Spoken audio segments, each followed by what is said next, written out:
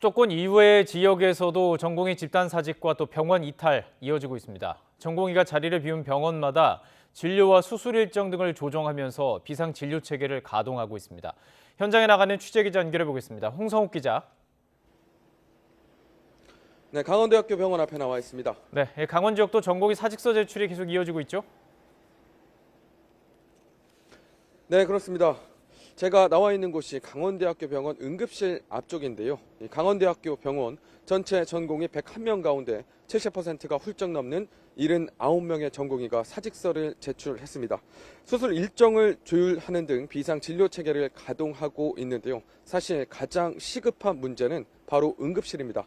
제가 나와 있는 곳이 바로 응급실 앞쪽이라고 말씀을 좀 드렸는데요. 원래라면 응급실에 모두 4명의 전공의가 근무를 하고 있어야 하는데 취재팀이 좀 확인을 해봤더니 현재 응급실에 전공의가 1명도 남아있지 않은 것으로 확인이 됐습니다. 전문의들이 투입돼 공백을 메우고 있지만 이번 사태가 장기화할 경우 진료 차질이 불가피합니다. 실제로 강원도 양양에서 당뇨를 앓는 60대 환자가 응급실 전공의 부재로 수백 킬로미터를 떠돌다 3시간 반 만에 원주에 와서 진료를 받는 일이 발생하기도 했습니다. 취재팀이 나와 있는 이곳 응급실도 마찬가지였습니다. 빙판길에 넘어진 환자가 응급실을 찾았지만 바로 진료를 받을 수는 없었습니다. 당시 상황 직접 들어보겠습니다. 저희가 지금 한 번밖에 안 계셔서 대기시간 3-4시간 걸릴 수 있어요. 그러니까 3-4시간 걸릴 수 있다고 먼저 설명을 드리는 거예요. 나중에 먼저 가보시겠어요? 거기서 엑스레이는 가능하세요.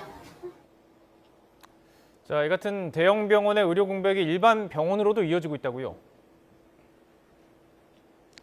네, 맞습니다. 실제로 강원도 원주의 한 병원에서는 환자와 보호자에게 서약서를 받는 것으로 알려졌습니다.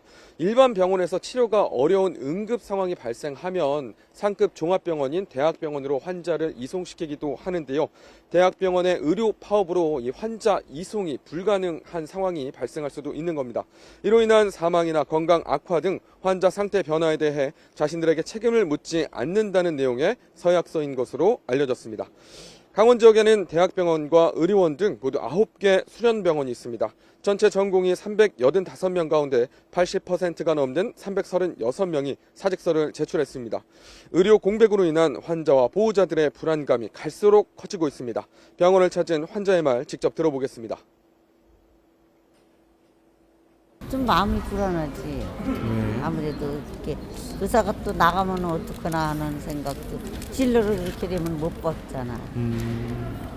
약을 타가지고 가야 되는데 처방을 해줘서. 강원도는 비상진료 대책을 세우고 의료원 등 공공의료기관으로 환자를 분산시키는 데 집중하고 있습니다. 지금까지 강원대학교 병원에서 YTN 홍성욱입니다.